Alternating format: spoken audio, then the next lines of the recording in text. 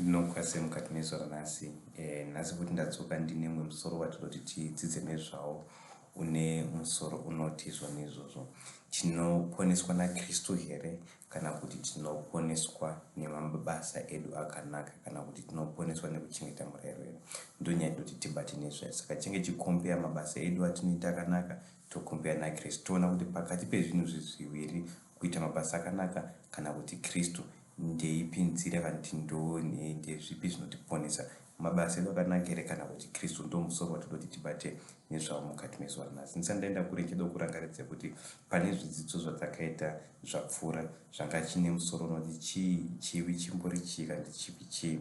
Takaita part 1 and part 2. Ndichazoisa lingi pakupedzisira kune vasina kuchiona so that todzokera kumashure tochiona zvinotibatsira kuti tikwanise kuunderstanda chidzidzo chatinacho mukati mezuva ranhasi. Kubva muzvidzidzo izvozvo zviviri zvatakaita takaona izvo kuti dambudziko redu isu sevanhu chairo haasi mabasa atinoita. Mabasa atinoita harisi mabasa akaipa atinoita harisi dambudziko redu isu sevanhu chairo. Dambudziko redu chairo kushaikwa kwaKristu mukati muupenyu hwedu. Ndosaka kuti Bhaibheri pese panotsanangura dambudziko redu rinotsanangurwa tichinzi tiri munyama nemhaka yekuti hatina Kristu sezvo takadzidza pana Roma chapter 8 pavhesi 9. Tichazobata futi pfungwa iyi zvakare pachiramba chienda mberi. So dambudziko redu isusu kuva munyama asi zvatinozoita nekuda kwekuti tiri munyama tinozotanga kubudisa mabasa enyama, which means zvatinoita isusu handitika kuratidza kwechimiro chedu isusu zvatiri. Saka dambudziko redu chimiro chedu chekuva munyama ndiro dambudziko redu chairo sevanhu. Ndo dambudziko rinoti tese rigadziriswe. Saka nemamwe manzwi zvinoreva izvo kuti hatikwanisi kugadzirisa dambudziko iri rechimiro chedu chakaipa nekuda kwekuita mabasa akarurama kana nekuda kwekuita mabasa akarurama. Zvakangofanana nekuti taita dambudziko remuti kana kuti wemupichisi kana kuti wemuavhu uri kubereka muavhu kana mapichisi anoita se anoshata. Hatikwanisi kugadzirisa dambudziko iri nekuti tana mapichisi kana maavhu aya ose so that ukwanise kubereka mamwe. No, kana kuti muti waora kana kuti mapichisi ari kuora every time totana mapichisi ese so that anozobuda nonga kanaka. Kwete, dambudziko iri nderemuti pacharo kwete mapichisi pachawo kana kuti maavhu pachawo. Saka dambudziko idzi either tinofanira kukata muti iwo tosima mumwe mutsva kana kuti tinofanira kugadzira muti iwo todiridzira nekupa chikafu so that muti iwo pachawo kana uchinge wanaka wakuwana chikafu chako wakuchikwanisa kubereka zvibereko zvakanaka. So nemamwe manzwi ndo nzira inofanira futi zvakare kushanda pakugadzirisa dambudziko redu isu sevanhu, dambudziko redu retsvina. Saka solution yedu isusu handitika sevanhu hakusi kuita zvakanaka nekuti tikabata pane zvakanaka chimiro chedu chatinacho chakaipa hapana zvazvinobatsira because mabasa akaipa anoramba achingobuda nekuti isu pachedu takaita se chakaipa nekuda kwekuti tine chimiro chakaipa. Saka hazvikwanisi kuchinja chinhu, hazvikwanisi kubatsira chinhu. Saka mavhesi andoti tiverenge panapa achange achitsigira pfungwa yekuti zvonizvo dambudziko redu isusu chairo ratinaro chimiro chedu chakaipa chachange chatinacho ndo dambudziko redu chairo. Saka uye futi zvakare kuti mabasa akaipa atinoita kuti apere hakusi kuita mabasa akanaka asi kuchinja chimiro chedu tofuka munhu mutsva handitika. So tichatanga kuverenga edu kuna vaKorose chapter 3 pavhesi 9 to vhesi 10. VaKorose chapter 3 pavhesi 9 to vhesi 10 panapa inoti regai kureverana nhema zvamakabvisa munhu wekare nemabasa ake makafuka munhu mutsva unowandudzwa pakuziva afanane nowakamusika. Panapa regerai kureverana nhema ndirika zvamakabvisa munhu wekare nemabasa ake. Saka panapa according naPauro pakunyora pareti ari kuti kune munhu wekare uye munhu uyu wemakare ane mabasa ake. Saka nemamwe manzwi tiri kuti kune muti uye muti une zvibereko zvawo. Saka nemamwe manzwi takatarisa pane izvozvo takaita takaona kuti kune chimiro ichi tinochitora chichiti chimiro chemunyama ndirika. Uye futi zvakare nekuda kwaizvozvo pane mabasa atinoona anonzi mabasa enyama zvatinodzidza kubva kuna Galatia chapter 5 from verse 19 chitikana. Saka tikuona kuti mabasa aya enyama ari kubuda nemhaka yekuti tiri wenyama. Saka panapa zviri kunzi kune munhu wekare anditika munhu wekare uyu ane mabasa ake. Saka kuti mabasa ake aya ndo atiri kuziva kuti ndo mabasa akaipa. Saka hatikwanisi kugadzirisa dambudziko iri nekuda kwekuchinja mabasa aya. Tinokwanisa chitogadzirisa dambudziko iri nokufuka munhu mutsva. Kana chinge tafuka munhu mutsva tikwanzi unowandudzwa pakuziva afanane newakamusika. Saka nemamwe manzwi munhu uyu mutsva uyu ano mabasa ake akaita sematsva uyu wekare une mabasawo zvakechi ake anawo. Saka dambudziko redu kuti ripere kuchinja chimiro chedu, kufuka munhu mutsva, tobvisa munhu wekare nemabasa ake anobva aita sei, anobva aendwa. Imwe futi zvakare vhesi inotsigira futi zvakare pfungwa imwe chete idzi vaKorindo chipiri chapter 5 pavhesi ya 17 rinoti, saka kana munhu ari muna Kristu wava chisikwa chitsva, zvinhu zvose zvakare zvapfuura, tarira zvose zvava zvitsva. Kana munhu achinge ari muna Kristu Jesu, munhu iye ava chisikwa chitsva ndika, which means ava munhu mutsva achisikwa chitsva. Zvanzi zvinhu zvose zvakare zvapfuura, kusanganisira ivhi mabasa ake akaipa, mifungo yake yese yakaipa, zvose izvozvo zvapfuura. Nemhaka kwete nekuda kwekuti iye aita maefforts ekugadzirisa pfungwa dzake kana kuita zvakanaka, but nemhaka yekuti ava muna Kristu. Kana munhu achinge ava muna Kristu ava achisikwa chitsva. Saka solution yedu kubva padambudziko saka solution yatinayo padambudziko redu isu kana kuti chinokwanisa kutiponeswa kupinda muna Kristu, kuva muna Kristu, kugamuchira Kristu semuponesi wedu, kwete kuedza kushandura mabasa edu kana kuedza kushandura mafungiro edu. Izvozvo zvinhu zvinozouya mushure mekunge tagamuchira Kristu, tawa zvisikwa zvitsva. Zvanzi panapa, taririrai zvose zvava zvitsva. Saka ndobvunga kuti saka kunoti maKristu mazhinji vanofunga kuti chivi, sezvo takaona chimiro chekuva munyama kana separation from God chinopedzwa nekuita mabasa akanaka. Vanofunga saizvozvo nemhaka yekuti vanofunga pfungwa iyi yekuti zvinopedzwa nekuda kuita mabasa akanaka, nemhaka yekuti vane pfungwa yekuti chivi kungori kudarika, kana kuti kungori kudarika murayiro, kana kuti kuita zvakashata. Saka nekuda kwethat limited idea yekuti chii chinonzi chivi, zvinozovatungamirira futi zvakare kuti vasvike papfungwa yekuti vafungidzire kuti the only way yavanokwanisa chiti kukunda naye chivi kuita mabasa akanaka, nemhaka yekuti one limited definition yechivi kuti chii. Saka zvatoti bati change chiexplain uzasi kuti hatiponesi kune zvatinoita, sezvo takambodzidza kuti chivi chimudzidzo chapfuura ndichaisaningipopesera, but nhasi tingoemphasize zvakanyanya kuti hatiponeswi nekuda kwamabasa akanaka atinoita, asi tinoponeswa nekuda kwaKristu, nekuda kwekuti Kristu akugara mukati meupenyu hwedu, mabasa akanaka akuchibuda. Izvi zvava zvibereko zvemweya nemhaka yekuti tava mumweya. Saka solution kuva mumweya, kwete kutraya kuita mabasa emweya. Tiri kuzvionaka because zvatiri tinozviratidza kuburikidza nemabasa atinoita nemabasa atinoita. So mubvunzo watingada kuti tise tinzwise ndewekuti tingabude sei muchimiro ichi chakaipa nditika, kana tingabude sei munyama nditika, ndo chimubvunzo tingadoti tibvunza. Saka changori kamavhesisi maviri anoedza kutipa mhinduro pamusoro pepfungwa iyi. Wekutanga redu charenga kuna vaRoma chapter 8 pavhesi 9 rinoti, asi imi hamuzi munyama asi mumweya, kana mweya waMwari uchigara zviro kwazvo mukati menyu. Asi kana munhu asino mweya waKristu haazi wake. Zvanzi imi hamuzi munyama asi mumweya, kana mweya waMwari uchigara zviro kwazvo mukati menyu. Saka nzira yataona panapa inokwanisa kutibatsira kuti tibve munyama tichipinda mumweya. Zvanzi ndepi? Zvanzi kana mweya waMwari uchigara mukati meupenyu hwedu. Saka nachinge tagamuchira mweya waMwari, kana chinge tagamuchira mweya mutsvene uchirarama mukati meupenyu, kana uchigara mukati meupenyu hwedu, tine mamwe manzwi tabva munyama tava mumweya.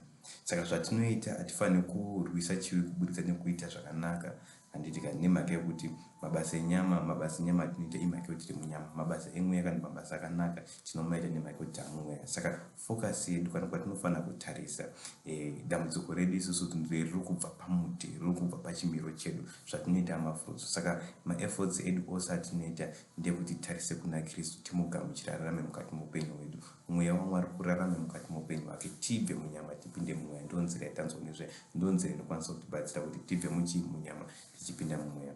Ngatinzwe futi zvakare Jesu achisanangura nyaya iyi kuna Nicodemus pana John chapter 3 pavhesi ya 3. John chapter 3 pavhesi ya 3 anoti, Jesu akapindura akati kwaari, zvirokwazvo ndinoti kwauri, kana munhu asingabereki kutsva haangaoni ushe hwaMwari.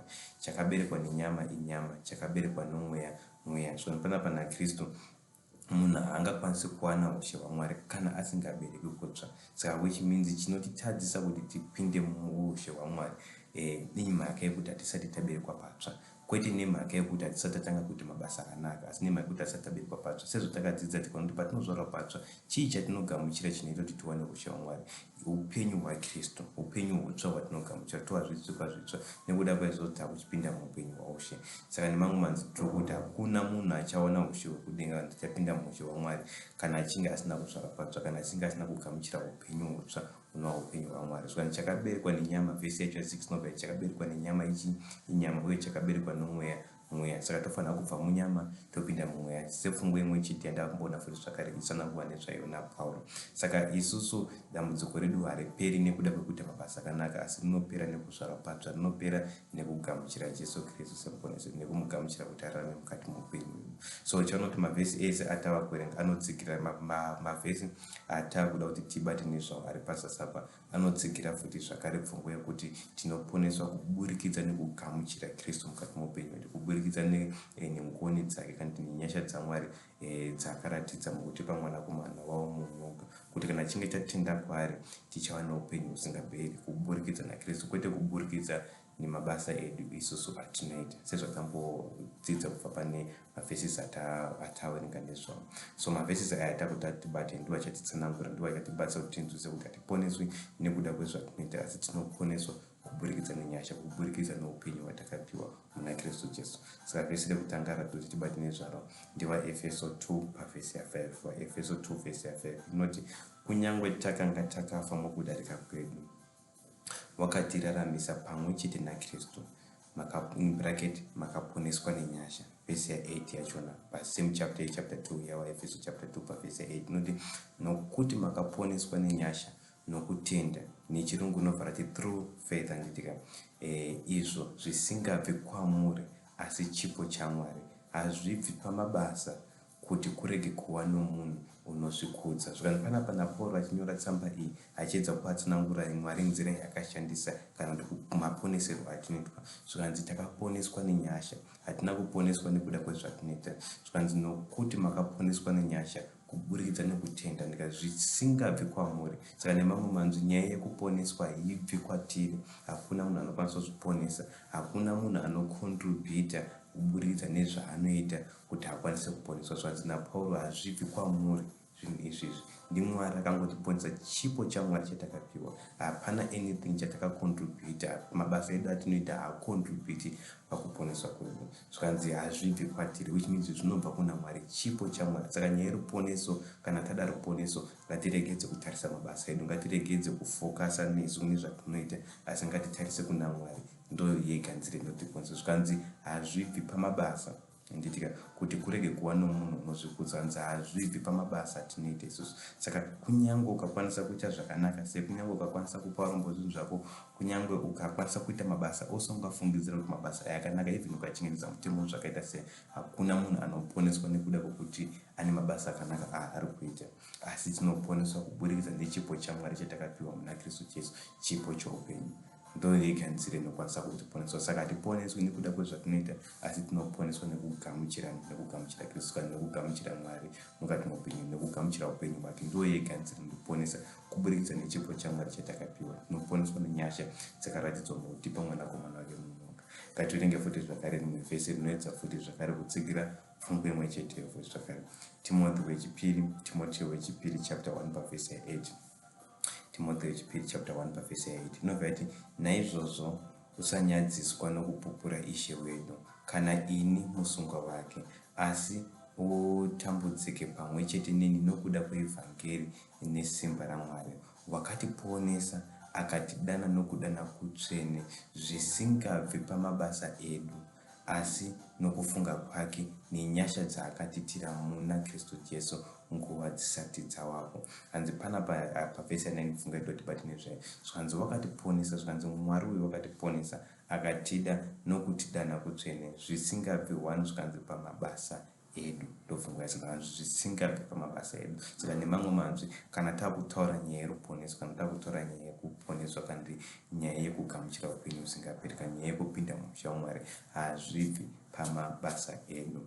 Hakuna munhu anogamuchira upenyu hwaMwari kuburikidza nekuita mabasa akanaka.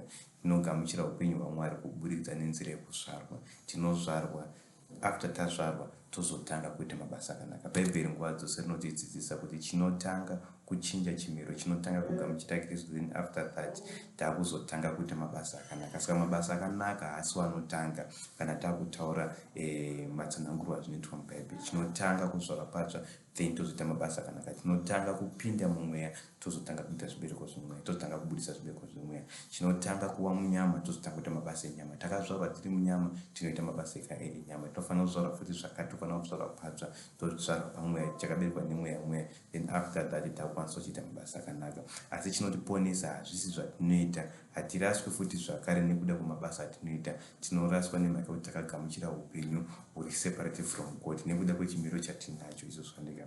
Asi uye futi zvakare nzira yedu futi zvakare yekuponeswa hazvisi zvinhu zvakanaka zvatinoita, asi tinoponeswa kuburikidza neupenyu hwaMwari, kuburikidza nekuti takagamuchira Kristu semuponesi wedu. Zvikanzi hazvibvi pamabasa edu. Saka hakuna munhu anoponeswa nekuda kwezvakanaka zvaanoita. Tinoponeswa kuburikidza chete nekugamuchira upenyu husingaperi. Kune futi vanhu vazhinji vanofunga kuti nemhaka yekuti vanhu vazhinji vane pfungwa yekuti tinoraswa kana tichapwa kana ticharaswa kana tichatsva nemhaka yekuti tine mabasa akaipa atinoita. Iyo ipfungwa yakashata, iyo ipfungwa isingatsigirwi negospel. Chatinoziva ndechekuti chinoita kuti tiraswe tose takatozvarwa tiri muchimiro chakatoraswa, tose takatozvarwa tiri muchimiro chakaipa, handitika. Saka nekuda kwaizvozvozvo mabasa atinoita kungomanifesta zvatitongori, asi titongori it's a state inodetermine kuti tinoponeswa here kana tinoraswa. Chimiro chatiri ndo chinodetermine kuti tinoponeswa here kana kuti tinoraswa. Saka kana tichinge tiri munyama, kuva mustate yakunzorwa munyama ndo zvinodetermine. Zvaunoita ndo zvinoindicate. Ameno kana murubata pfungwa zvakanaka kuti zvatinoita zvinoindicate asi hazvidetermine. Chinodetermine chimiro zvinoindicate zvinhu zvatinoita. Saka nemamwe manzi tiri kuti tinoponeswa nekuda kwechimiro chitsva chatakagamuchira, nekuda kwekuti takafuka munhu mutsva. Asi zvinhu zvatinoita isusu hazvikwanisi kutiponesa. Zvikanzi panapa zvanzi wakatiponesa ndika akatida nokudana kutsvena ndika. Hanzi zvinhu izvi hazvibvi pamabasa edu atinoita. Ndozvirikutsanangurwa napo kuna Timotheo wechipiri chapter 1 verse 8. Ngatinzwe futi zvakare rimwe vhesi rinoedza futi kutsigira pfungwa imwe chete inoti hatiponeswi nekuda kwemabasa akanaka atinoita kana nekuda kwekuchengetedza mutemo, asi tinoponeswa kuburikidza nekugamuchira Kristu. Tinoponeswa nekuda kwaKristu. Ngativerenge kuna Tito chapter 3 verse 5.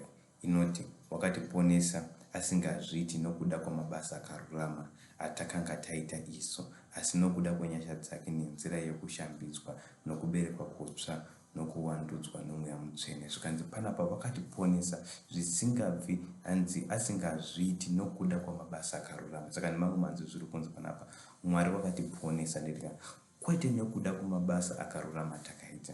Tiri toseka. Saka ndiri kuemphasiza pfungwa kuti hatifaniri kufungidzira kuti totora ruponeso torisa mumaoko edu. Hatifaniri kufungidzira kuti tinoponeswa nekuda kwemabasa akarurama atinoita.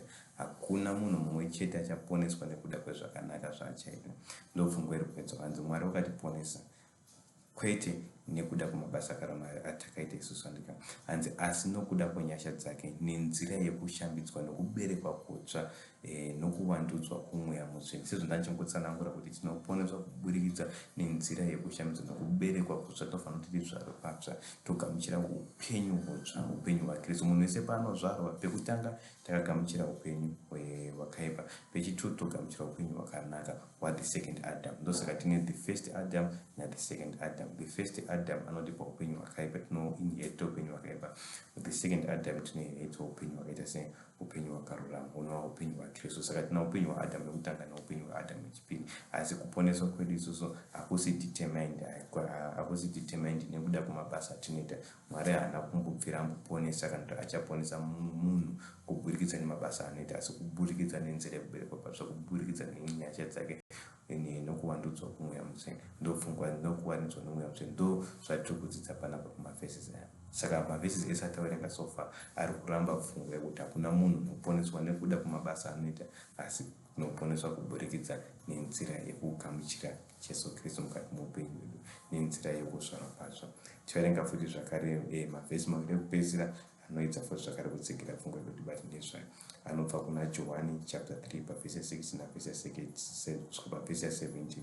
Chaunoti apa Jesu akanga achikurukura naNikodhimasi achiedza kumutsanangurira kuti anofanira kuti azvarwe patsva futi zvakare kuti apinde mumweya, chakaberekwa nomweya nditika. Then kuvhesi 6 na 7 ari kumutsanangurira chinonzi gospel.